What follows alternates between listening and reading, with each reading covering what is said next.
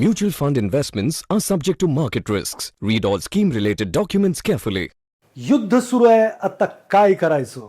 काय ही गुंतवणुकीसाठी संधी आहे का फार मोठी रिस्क आहे? आपले सगळेच पैसे आपण गमावणार आहोत का? मित्रांनो, या प्रश्नाची उत्तरं या व्हिडिओमध्ये मी तुम्हाला देणार आहे. चॅनलवरती नवीन असाल तर सबस्क्राईब करा, शेवटपर्यंत व्हिडिओ पहा. तुम्हाला युद्ध या संकटातून तुमच्या इन्व्हेस्टमेंटला कसं बाहेर काढायचं आहे, तुमच्या मानसिकतेला कसं बाहेर काढायचं आहे, हे सगळंच बघायला मिळणार आहे. नमस्कार मित्रांनो, मी आकाश गुंदावले आहे. मागचे 23 वर्ष झालं फायनान्समध्ये काम करतो आहे आणि अशा युद्धासारख्या किंवा करोनासारख्या खूप साऱ्या परिस्थिती जवळून पाहिलेल्या आहेत. तर माझ्या अनुभवाचा किंवा माझ्या म्हणण्याचा तुम्हाला बराचसा फायदा मिळू शकतो. तर युद्ध चालू आहे, नक्की काय करायचं आपण आत्ता, तर त्याच्याविषयी आपण इथं आज चर्चा करणार आहे. तर सगळ्यात महत्त्वाची गोष्ट, बातम्या पाहणं हे माझ्या मते सगळ्यात मोठं पाप आहे. काय ना, अपडेट राहणं ओके, पण एवढ्या साऱ्या ब्रेकिंग न्यूज, पहिल्या काळात ब्रेकिंग न्यूज कधीतरी येत होती. आता मात्र 5-5 मिनिटाला ब्रेकिंग न्यूज येतात. ही लोक यांची TRP वाढवण्यासाठी खूप काही मसालेदार इकडे लावत असतात आणि मग आपल्याला ते कन्फ्यूज करून सोडतात. पहिली गोष्टी तर, बातमी म्हणजे काय? आज जर न्यूज चॅनल कुठलाही ओपन केला, कुठलाही पेपर हातात घेतला, तर एक असते चटपटी बातमी, एक असते निगेटिव्ह बातमी आणि एक असते इमॅजिनरी निगेटिव्ह बातमी, म्हणजे कल्पनेतली काय काय वाईट होऊ शकतं. मग याच्यामध्ये सारखं तेच बघितल्यामुळं आपला जो माइंडसेट आहे तो तसाच होतो की सगळं काही निगेटिव्हच चाललंय आहे जगामध्ये, काहीही पॉझिटिव्ह नाही आहे. खरं तर ओव्हर निगेटिव्ह बातम्या हे वेल्थ डिस्ट्रॉयलचं प्रमुख कारण आहे असं मला वाटतं. साधं सोपं, मी बऱ्याच वेळेला हे एक्झाम्पल ऐकलंय किंवा सांगितलंय की समजा तुमच्याकडं, तुम्ही एका बिल्डिंगमध्ये राहताय आणि तिथं 365 फ्लॅट आहेत. ठीक आहे, आता 365 फ्लॅटचं कनेक्शन तुमच्या स्क्रीनला दिलेलं आहे आणि तुम्ही ते ऐकताय. म्हणजे जेव्हा केव्हा या 365 फ्लॅटपैकी कुठेही भांडण होईल, कुठेही काही निगेटिव्ह घटना घडेल, तर ते तुमच्या स्क्रीनवरती इमिजिएटली येते. आता हे जे 365 फ्लॅट आहेत याच्यामध्ये वर्षातून फक्त एकदाच भांडण होतं किंवा एकदाच काहीतरी निगेटिव्ह गोष्ट घडते. पण तुम्हाला निगेटिव्हिटी करेक्ट असल्यामुळं तुम्ही काय करता, आज या फ्लॅटमध्ये, उद्या त्या फ्लॅटमध्ये वाईट घडतंय आणि तुमच्या त्या स्क्रीनवरती कंटिन्यू चालू आहे. तुमची मानसिकता अशी बनते की साला इकडं सगळं निगेटिव्ह, कुणीही सुखी नाहीये. ऍक्च्युली 364 दिवस या बाकीच्या लोकांच्या जीवनात खूप काही चांगलं आहे, फक्त एकच दिवस वाईट होते. आज याच्याकडे होतं, उद्या त्याच्याकडे होतं, परवा त्याच्याकडे होतंय, पण तुमच्याकडे तर रोज स्क्रीनवरती निगेटिव्हच दिसतंय. आणि तुम्ही अशी काहीतरी मानसिकता करून टाकली आहे की हे जग आता संपण्याच्या उंबरड्यावरती आहे. हे जी सोशल मीडिया आहे, फार मोठं ग्रहण आहे तुमच्या वेल्थला, तुमच्या समाधानाला, तुमच्या आनंदाला. हे शाप आहे. मी या व्हिडिओच्या माध्यमातून सगळ्यात पहिली ती विनंती करेल की हे बघायचं बंद करा. तुम्ही करोनाचा काळ आठवा, 2008चा काळ आठवा, तुम्ही कधीचाही काळ आठवा, एवढ्या निगेटिव्ह बातम्या होत्या, असं वाटत होतं आता काही सगळं संपलेलंच आहे. आणि मी हमेशाच म्हणतो की ह्या बातम्या भीती निर्माण करतात आणि रोज नवीन नवीन घडामोडी तुम्हाला पाहायला मिळतात आणि अवघड होतं. आणि मग निगेटिव्ह बातम्या पण असतात आणि मार्केट काय, सेंटिमेंटनी प्राइसेस वर खाली होतात. सेंटिमेंट निगेटिव्ह तुमचं सगळ्यांचं, तुम्ही सगळेच विकायला काढता, मग मार्केट खाली जाणार ना. ऍक्च्युली तुम्ही शांत बसला असतात, न्यूट्रल राहिला असतात, मार्केट पण न्यूट्रल राहिलं असतं, रादर दॅन पॉझिटिव्ह राहिलं असतं. पण आपण काय करतो, पॅनिक होतो आणि मग लोक घाबरतात आणि कोणालाच काय माहीत नसतं आणि मग लोक युद्धासारख्या परिस्थितीमध्ये मानसिक संतुलन किंवा मानसिक असमाधानी तर होतातच, वरून ते आयुष्यभर असमाधानी होईल असे निर्णय घेतात. पॅनिक सेलिंग ज्याला म्हणतात, असा कार्यक्रम ती लोक करतात. हे पॅनिक सेलिंग फार डेंजर आहे. रिॲक्शनमध्ये ट्रेस आहे, टेन्शन आहे, काय होईल याची भीती आहे. मी तुम्हाला सांगू का, सगळ्यात वाईटात वाईट काय घडणार आहे मी तुम्हाला सांगतो. सगळ्यात वाईट घटना तुमच्या आयुष्यात घडणार आहे, तुम्ही मरणार आहे. याच्यापेक्षा वाईट काय असू शकत नाही. तुम्ही एक ना एक दिवस, मी एक ना एक दिवस मरणार आहे, याच्या पलीकडे काय वाईट नाही. आणि सगळ्यांना मान्य आहे. बघा, मी म्हणतो युद्ध वाढलं की काय होईल, इंटरनेट बंद पडेल, मग बँका बंद पडतील, बँकेत ठेवलेले पैसे कामाचे नाही, म्युच्युअल फंडचे पैसे कामाचे नाही, स्टॉकचे पैसे कामाचे नाही, स्टॉक मार्केट बुडणं म्हणजे सगळ्या कंपन्या बंद, रोजगार नाही, प्रोडक्शन नाही, कन्झम्पशन नाही. काय करायचं, गावाकडे जाऊन आधी मानवाचं जीवन जगायला लागेल. आणि एवढं वर्स्ट म्हणजे सगळ्यात संपलेलं आहे. कागदांना काही किंमत नाही. तुम्ही पैशाची व्हॅल्यू जर तुम्हाला मेंटेन ठेवायची ना, तर तुम्हाला इन्व्हेस्टेड राहणं गरजेचं आहे, तुम्हाला तिथं थांबणं गरजेचं आहे. तुम्ही तिथून पळून गेलात तर व्हॅल्यू कुठंच नाहीये. मग एकदा एका ठिकाणची व्हॅल्यू संपली तर सगळीकडची व्हॅल्यू संपून जाते. आता हे बरंचसं डीप आहे, तेवढं काही मी जाणार नाहीये, पण साधं सोपं काय रिॲक्शनमध्ये लोक काय करतात, पॅनिक सेलिंग करतात. दुसरं काय करतात, इन्व्हेस्टमेंट थांबवतात. नको बाबा आमची SIP बंद करून टाका, आता आम्हाला काही करायचं नाहीये, माझी इन्व्हेस्टमेंट दर महिन्याला जात होती फलाण्या ठिकाणी, आता नाही मला करायची. सिक्युअर होण्याचा प्रयत्न करतात. ही सिक्युरिटी नसून हे आत्मघातीपणा आहे. अवॉइड केलं पाहिजे. कॅश होल्ड करतात, बँकेत ठेवतात, घरात ठेवतात. बँकेत ठेवून घरात ठेवून एवढं वाईट झाल्यानंतर त्याची काहीच किंमत नसणार आहे. याचं जरा साधं सिपं लॉजिक लावा आणि लॉजिकली विचार करण्याचा प्रयत्न करा. ही रिॲक्शन, पॅनिक सेलिंग किंवा पैसे घरात ठेवणं हे किंवा इन्व्हेस्टमेंट थांबवणं, या चुका करू नका. युद्ध आहे, काय करायला पाहिजे मी माझ्या अनुभवाने हे तुम्हाला सांगतोय. पॅनिक सेलिंग, इन्व्हेस्टमेंट थांबवायची नाही आणि कॅश होल्ड करण्याची आवश्यकता नाही. 6 महिने पुरेल एवढे पैसे तुम्ही नक्कीच घरात ठेवले पाहिजे. हे बरोबर आहे का? तर भावनेच्या भरात घेतलेले निर्णय कधीच बरोबर असू शकत नाहीत. तर तुम्ही लॉजिकली निर्णय घेणं खूप गरजेचं आहे.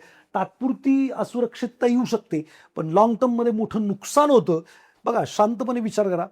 अल्पकालीन अस्वस्थता तुमची भविष्यात जी वेल्थ निर्माण होणार आहे त्याला डिस्ट्रॉय करू शकते, पण दीर्घकाल तुम्ही जर शांत बसलात तर इकडे तुम्हाला निश्चितच फायदा होऊ शकतो. बरं, इतिहास काय सांगतो याच्यावरती पण जर मी नजर टाकण्याचा प्रयत्न केला तर संकट येतात.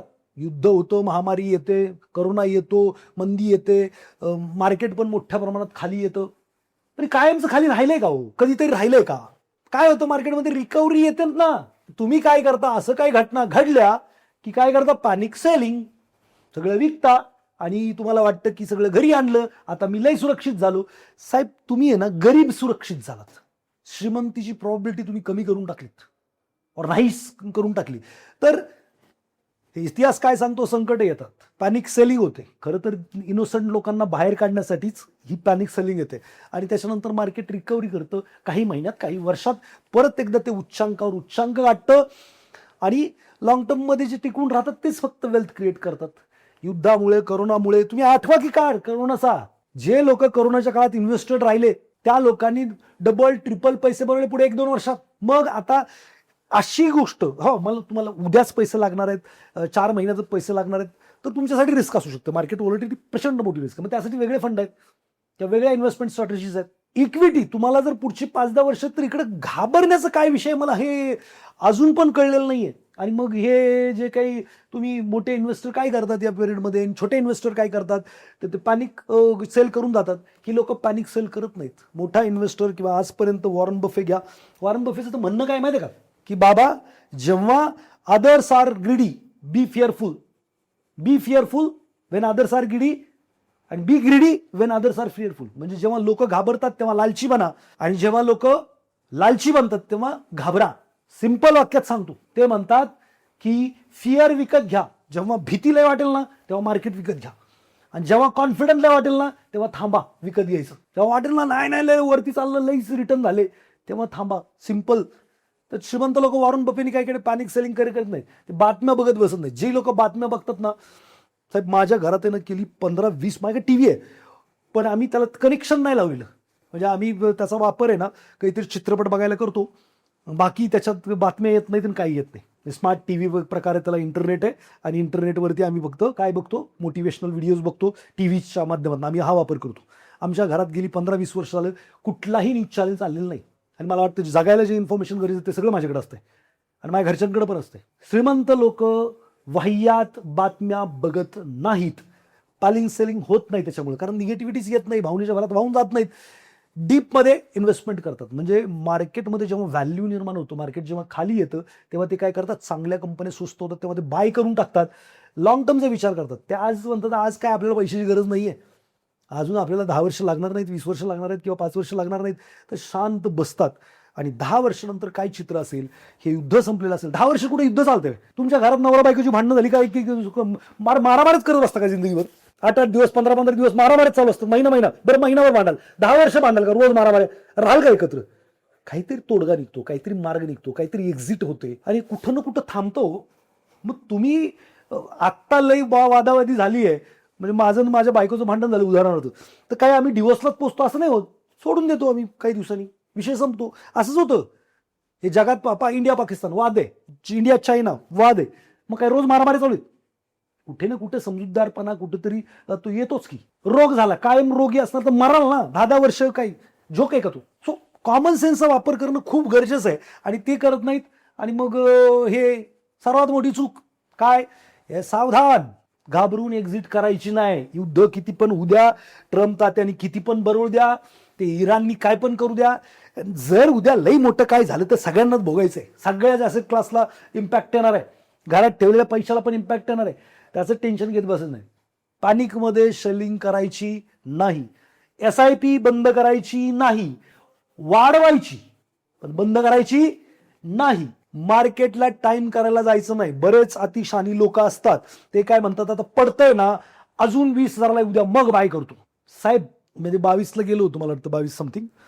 मी बऱ्याचशा लोकांना फोन करत होतो की टाका पैसे टाका पैसे. कितीतरी लोकांनी सांगितलं ते 20ला जाणार आहे, 18ला जाणार आहे, तेव्हा टाक. साहेब आजपर्यंत आपण देव नाही आहे, कोणीच नाही आहे. आपण टायमिंग नाही करू शकत. बॉटम कोणालाच भेटत नाही आणि पीक पण कोणालाच भेटत नाही. जर कोणी म्हणत असेल मी बॉटम पकडतो तर तो खोटं बोलतोय किंवा तो देव आहे. याच्या पलीकडे दुसरं काय असू शकत नाही. सो काय व्हॅल्युएशन चांगले त्यावेळेला एंट्री करायचीच असते. वेळ वायाला घालवला तर पश्चातापाशिवाय काही शिल्लक राहत नाही. मग काय करायचं बुवा, सिंपल, SIP चालू, डिसिप्लिन ठेवायचं, शांत राहायचं, इन्व्हेस्टमेंटकडे बघत राहायचं, आपल्या गोलवरती लक्ष ठेवायचं. माझ्या पोराचं शिक्षण 10 वर्षानंतर, माझं रिटायरमेंट 15 वर्षानंतर आहे. इस्रायल युद्ध जे आहे ते थांबणार आहे, एवढी वर्ष तर चालणार नाही. आणि पॅनिक करणं पूर्णपणे बंद करायचंय. दुसरं तर मी तुम्हाला खरं सांगतो, पैसे टाकले ना त्याचे रेट बघायचंच नसतं. तुम्ही जागा घेतली, रोज जाऊन रेट विचारता, किती रेट झाले रे बाबा. ते सोनं घेतलं त्याचा रेट विचारता का? तुम्ही गाडी घेता त्याचा रेट विचारता, अरे मी 10 लाखाला गाडी घेतली, आता 4 महिने झाले, किती किंमत आहे तिची सांग बरं मला. तुम्ही रोज जाऊन तिची किंमत नाही बघत. इकडं मात्र आहे ना, तुम्ही इन्व्हेस्टमेंट केली की रोज जाऊन तिकडे किंमत बघता आणि हे किंमत बघण्यानेच सगळं वाटलं होतं. का बघताय तुम्ही किंमत? सगळ्या बाकीच्या गोष्टींची नाही बघत, ह्याची पण नाही बघायची. 10 वर्षाचे टाकलेले पैसे, 15 वर्षाचे टाकलेले पैसे, शांत बसा. जर शांत बसाल तरच वेल्थ क्रिएट कराल, नाहीतर हाय तर मग गरीबच राहायला लागेल किंवा ते जे काही स्ट्रगलिंग आहे तेच आपल्याला राहील. युद्ध ही अपॉर्च्युनिटी का असते, किंवा युद्ध म्हणा किंवा जेव्हा मार्केट पडतं तेव्हा ती अपॉर्च्युनिटी का असते, तर याचं साधं सोपं कारण आहे, चांगल्या कंपन्या स्वस्त मिळतात, म्युच्युअल फंडचे युनिट्स जास्त मिळतात, फ्युचर रिटर्न जास्त बनण्यासाठी खरं तर मार्केट पडणं ही संधी आहे. आणि हे सगळे जाणकार लोक सांगत असताना पण तुम्ही तुमचं डोकं जर लावत असाल तर मात्र अवघड आहे. तर हे सगळं स्वस्त मिळतंय. भविष्यात काय होतं, स्ट्रॉंग कंपनी जर तुम्ही या काळामध्ये एक्वायर केल्यात तर मजबूत बिझनेस मॉडेल असते, संकटातून सर्व्हाइव्ह करतात. पुढे काय होतं, कंपनी कॉम्प्युटरपेक्षा जास्त वाढतात आणि लॉंग टर्ममध्ये खूप चांगलं रिवॉर्ड जनरेट करण्यासाठी युद्धजन्य परिस्थिती किंवा जे काही क्रायसिस येतात ते खूप खूप पथ्यावर पडतात इन्व्हेस्टर्सच्या, लॉंग टर्म इन्व्हेस्टर्सच्या, आणि ते त्याच्यामुळेच वेल्थ क्रिएट होते. जर सारखंच मार्केट वरती जात असेल तर सगळी लोक श्रीमंत नाही होऊ शकणार किंवा जाऊ पण शकत नाही. डीप येतो हीच संधी असते आणि जी लोक ती डीपला संधी बनवतात त्यांनाच राईट आहे श्रीमंत होण्याचा, अदरवाईज नाही. रिस्क कोणासाठी, युद्ध ही रिस्क कोणासाठी आहे, ज्यांच्यासाठी शॉर्ट टर्म इन्व्हेस्टमेंट 1-2 वर्षात पैसे पाहिजे, होऊ शकतं 1-2 वर्ष नाही होणार मार्केट रिक्वायर, त्या लोकांसाठी रिस्क आहे बाबा त्यावेळी खर्च करायला पैसे नाहीये, मग प्रॉब्लेम आहे. पॅनिक करणार आहे यांच्यासाठी पण फार मोठी रिस्क आहे, कारण हे काय करतात, विकतात आणि घरी जातात, मग फायदा बघत नाहीत, तोटा बघत नाहीत, कुठंतरी मग इन्फ्लेशन लेस रिटर्न देणाऱ्या इन्व्हेस्टमेंट असे क्लासमध्ये जाऊन बसतात आणि पैसे डिव्हॅल्युएट करतात. बघा, आकड्यात पैसे डिव्हॅल्युएट होणं आणि क्रयशक्ती कमी होणं, मार्केटमध्ये काही दिवस आकड्यात कमी होतील पैसे, पण त्याची क्रयशक्तीचं पोटेन्शियल, 10 लाखाची कार 8 लाखाला झाली, ह्याची प्रॉबिलिटी नाही, गॅरंटी आहे की एक ना एक दिवस पुढच्या 5 वर्षांनी 10 वर्षांनी शून्य होणार आहे. पण 10 लाखाचा म्युच्युअल फंडचा पोर्टफोलिओ 8 लाखाचा झाला तर 7 लाखाचा होईल, पण याच्यात प्रॉबिलिटी आहे की 1 कोटी होण्याची. तुम्ही 10 लाखाची कार 8 लाखाला गेल्या विकत नाही ना, तसं 10 लाखाचा पोर्टफोलिओ 8 ला गेल्यावर का विकताय? शांत बसा ना, पॅनिक का होत आहे? मार्केटचं नेचर आहे आणि ते अंडरस्टँड करणं खूप गरजेचं आहे. लॉंग टर्म जे आहे त्यांच्यासाठी तर वरदान आहे. जी काही संकट येतात ना मार्केटवरती ती वरदान असतात. लॉंग टर्ममध्ये ज्यांचं 10-20 वर्षाचं इन्व्हेस्टमेंट हॉरिझॉन आहे त्यांच्यासाठी ह्याशी डीप्स किंवा अशी संकट ही वरदान आहेत. ती मगाशीच मी सांगितलं की चांगल्या चांगल्या कंपनी, चांगले गोष्टी तुम्हाला फार स्वस्तात मिळतात.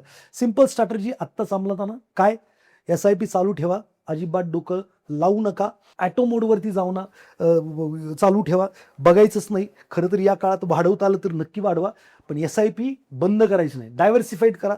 लईच भीती वाटते तर सुरुवातीपासूनच इक्विटी, डेट, काही सोन्यामध्ये इन्व्हेस्टमेंट करा, जेणेकरून हे नाही ते ॲसेट क्लास तुमचं बॅलन्स ठेवायला तुम्हाला मदत करेल. आणि इमर्जन्सी फंड ठेवा, म्हणजे 5-6 महिने जागता येईल एवढे पैसे तुमच्याकडं FD मध्ये पाहिजेत किंवा लिक्विड फंडमध्ये पाहिजेत, एवढंच तुम्हाला करायचं, बाकी काही करायचं नाही. आणि एवढं जर तुम्ही केलं तर मला नाही वाटत तुम्हाला काय अडचण आहे. युद्ध उद्या नाही तर काय पण उद्या. माइंडसेट खूप महत्त्वाचं आहे. मी हमेशाच म्हणतो की 10-20% स्किल सेट आहे आणि माइंडसेट हा 80-90% आहे. फिअर नाही का, तर बातम्या बघायच्या नाहीत आणि मार्केटच्या आवाजाला घाबरायचं नाही. दीर्घकालीन इन्व्हेस्टर आहे, स्वतःला सांगायचं, पेशन्स ठेवायचं. झाड लावल्यावर रातोरात त्याला फळ येत नाही, त्याला वेळच द्यायला लागतो. तुम्ही आता SIPचं झाड लावलंय किंवा इन्व्हेस्टिंग सुरू केलं आणि तात्काळ काहीतरी वारं आलं, वादळ आलं आणि त्याची पानं उडून गेली, मग घाबरायचं नाही. झाड जिवंत आहे. झाड जिवंत तर परत पानं येणार, फुलं येणार, फळं येणार, सगळं काय होणार. झाड जिवंत ठेवायचं. झाड तुम्ही वादळ आलं आणि त्याची पानं उडून गेली मग झाडच तोडलं तर ती मोठी चूक लोक करतात, ती तुम्ही करू नका. लॉंग टर्मकडे बघा. कंपाऊंडिंगचा इफेक्ट तुम्हाला जोरदार मिळेल. फायनल टच, संकट तात्पुरतं, वाढ कायमची. संकट तात्पुरतं, करोना तात्पुरता, 2008ची मंदी तात्पुरची. 1945 साली महायुद्ध झालं तेव्हा पण मार्केट जोरात पडलं, पण नंतर वरती झालं ना. म्हणजे 2045चा विचार घेतला तेव्हा मार्केट होतं, आपलं होतं, सगळ्यांचं होतं. आपलं 1800 काहीतरी समथिंग सेन्सेक्स BSCची स्थापना झालेली आहे 1880 समथिंग. सांगायचा मुद्दा हाच आहे की तेव्हा मार्केट होतं, तेव्हा पण पडलं होतं. दुसरं महायुद्ध झालं, अणुबॉम्ब टाकले गेले, मार्केट पडलं, क्रायसिस झाले, काही दिवस ते खाली राहिलं, काही वर्ष ते खाली झालं, परत ते वरतीच आलेलं आहे. एवढं घाबरायचं काही कारण नाही. क्रायसिस हे 100% टेम्पररी असतात आणि ग्रोथ ही परमनंट असते. तर परमनंट गोष्टीबरोबर राहा. डिसिजन तुमचा आहे आणि तुमचंच भविष्य तो घडवणार आहे. आमच्यासारखी लोक फक्त इथे येऊन तुम्हाला काय करणार आहेत, सांगणार आहेत योग्य मार्ग किंवा तुम्ही काय केलं पाहिजे. शेवटी education is information, not a transformation. शिक्षण माणसाला इन्फॉर्म करतं, हे नॉलेज आहे. आयुष्य नाही बदलत, शिकलेल्या गोष्टी इम्प्लिमेंट करायला लागतात, वापरायला लागतात आणि मग आयुष्य बदलतं. मी आज तुम्हाला सांगितलंय काय करायचं आहे, काय वापरायचं आहे. SIP थांबवायची नाही, आहे ती चालू ठेवायची, वाढवायची, शांत बसायचं, कोणाचंही डोकं खायचं नाही, स्वतःचं तर अजिबात खायचं नाही. ती TV बघायचं बंद करायचं. तुमचा कोणी मित्र, नातेवाईक परेशान असेल तर त्याला हा व्हिडिओ नक्की पाठवा. त्याच्या भल्यासाठी, त्याच्या शांतीसाठी, त्याच्या सुखासाठी, त्याच्या भविष्यासाठी, तुमच्या सुखासाठी इम्प्लिमेंट करा. व्हिडिओ आवडला असेल तर लाईक, शेअर करा. कमेंटमध्ये मला नक्की सांगा की या व्हिडिओमधली कोणती गोष्ट तुम्ही इम्प्लिमेंट करणार आहात. बातम्या बघायचं बंद करणार आहात, SIP कंटिन्यू ठेवणार आहात किंवा SIP वाढवणार आहात किंवा इन्व्हेस्टमेंट लमसममध्ये टाकणार आहात. नक्की काय करणार आहात मला कमेंटमध्ये नक्की सांगा. भेटूयात पुढच्या व्हिडिओमध्ये. धन्यवाद.